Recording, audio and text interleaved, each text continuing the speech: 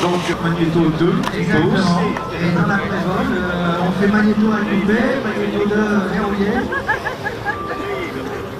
Voilà, donc c'est... qui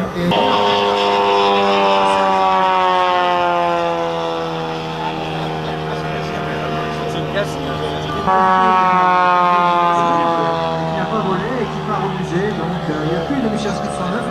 Comme il n'y a plus non plus de Stuka, tu te souviens que je suis venu bien longtemps. Les Michel Smith 109 utilisés dans le film légendaire La bataille d'Angleterre ne sont pas tout à fait les Michel Smith. Non, quand même pas. Ce sont en fait des véritables cellules au départ, mais il y a une astuce. Le train est sorti. Il faut savoir que c'est le moment le plus délicat du pilotage. Pour les néophytes, le pilote qui regarde son appareil arriver doit évaluer sa vitesse, la vitesse du vent, la hauteur. S'il met son manche à droite, l'avion va aller à gauche puisqu'elle est face à lui. En fin de compte, c'est plus difficile de poser des grosses maquettes comme ça que de poser un vrai où on a toujours la piste devant ça. On peut l'appuyer très très fort, très bel atterrissage, les volets sont rentrés, après le touche, du grand art, et c'est Hervé Féroche. Merci Jean pour ces commentaires, effectivement, dans le...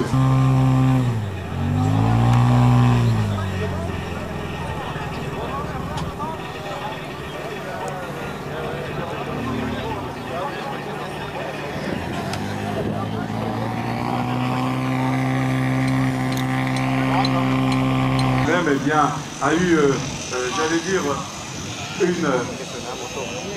a eu absolument des succès phénoménaux, mais c'est un...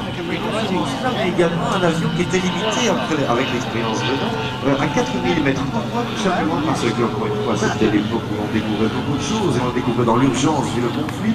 De ce fait-là, les machines n'étaient pas forcément totalement fiables. Et cet appareil a fait des accidents, comme on l'a dit, à l'atterrissage. Regardez les trapèzes d'une phase, une véritable étagère volante. Mais également dû au fait qu'il y avait des ruptures structurales. Ce n'est d'ailleurs pas le seul avion de cette époque à subir cela. Mais en surprise, puisque, à l'instar de ce qui se passait par après durant la Seconde Guerre mondiale, chaque machine d'un camp en appelait la conception de nouvelles dans le camp adverse. Et voilà comment est né ce Foguerre qui date de 1917, qui a pris fin au niveau opérationnel en 1918. Et il y a eu quand même 320 exemplaires de construits. Alors, indépendamment de son incroyable, sa notoriété vient du fait que c'est à son bord qu'a pris fin tragiquement la carrière du célèbre baron rouge Manfred von Richthofen. Absolument, et si on devait faire un comparatif savonnette avec une fâcheuse tendance à glisser, notamment dans les mises en virage, et le Fokker Cyclone est un avion qui, contrairement aux apparences, est un modèle que l'avion se concentre finalement à devoir tourner, et puis une fois qu'on est installé dans le virage, eh bien... Si, regardez, hop, l'arrière de la bombe, boing, et comment dirais-je, eh bien la...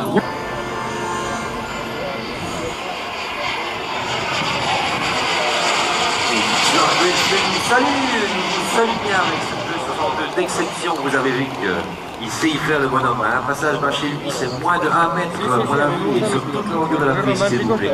John Greenfield, grand monsieur, pardon, pas grand monsieur. C'est grand monsieur. C'était avec l'accent, c'était l'immersion complète dans le bazar. Oui.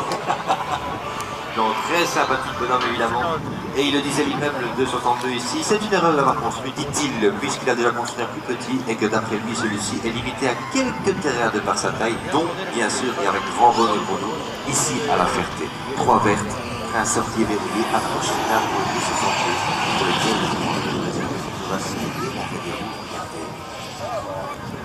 et de piste, John Greenfield s'il vous plaît, formidable. Avec le train sorti. Attention, il va falloir se poser en soufflant pour poser le train principal. Je tire. Joli, formidable. Dimanche qui salue sur le bout du nez. C'est vrai que oui, On change de registre, si je dérange, Et celui-ci, celui-là, il est joli. on fait de registre, oui, on fait des registres absolument avec un sujet de uniquement sur comme on se plaît à les appeler. Eh bien,